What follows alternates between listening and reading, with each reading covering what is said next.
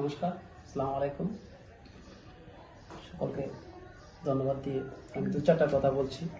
আজকাল দেখছি সোশ্যাল মিডিয়ার মাধ্যমে, আপনাদের নিউজ চ্যানেলের মাধ্যমে আমাদের জনপ্রিয় বিধায়ক সুশান্ত দেব মহোদয়, তিনি মাইনরিটি নিয়ে বহুত সংখ্যালঘু মোর্চাদের ঢাকঢোল পিটাচ্ছেন, ওনাদেরকে উন্নয়ন করেছে, উন্নয়নের সিঁড়িতে ভাসিয়ে দিয়েছে, উন্নয়নের ধারাবাহিকতা চলছে, উন্নয়নের এই করছে সেই করছে। আসলে উন্নয়নটা কি একদিন মাঠে গিয়ে ঘাটে গিয়ে দেখলে বোঝা যায়। উনি প্রত্যেক বছরে বোরোর মরশুম হোক আর এই পৌষ মরশুম হোক, উনি রিলস বানায় আমাদের 49 নম্বর বুথে, রাউতখোলা, উত্তর রাউতখোলা 49 নম্বর বুথের মধ্যে শ্রী পদ্ধতি করে রিলস বানায়। এই বছর আর যায়নি রিলস বানানোর জন্য। কিভাবে যাবে? কারণ যেই এলআই পাম্প হাউস, এই পাম্প হাউস তারাই বন্ধ করে দিয়েছে।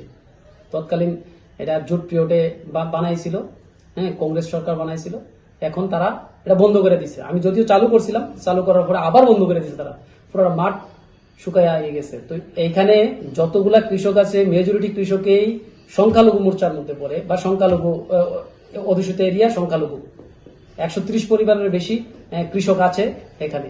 তো তাদেরকে তো ধ্বংস করছে তারা কিভাবে বলছে উন্নয়নের বাসায় দিচ্ছে।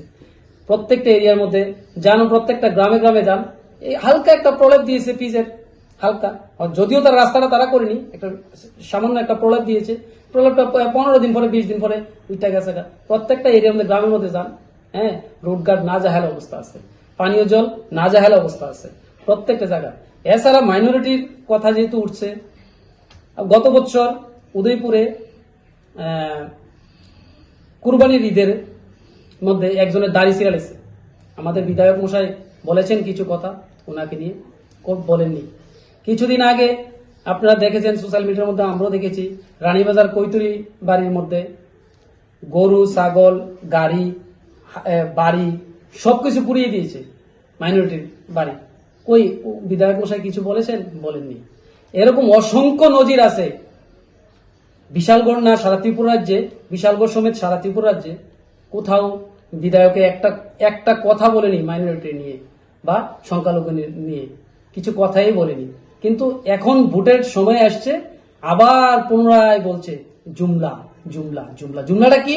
মাইনরিটির বাইরে আমাকে এই করছে সেই করছে সেই করছে। মাইনরিটি দু চারটা ইফতার দিলে মাইনরিটি হওয়া যায় না। মাইনরিটি হতে গেলে মাইনরিটির পক্ষে কথা বলতে হবে। এইটুকুই আমার কথা।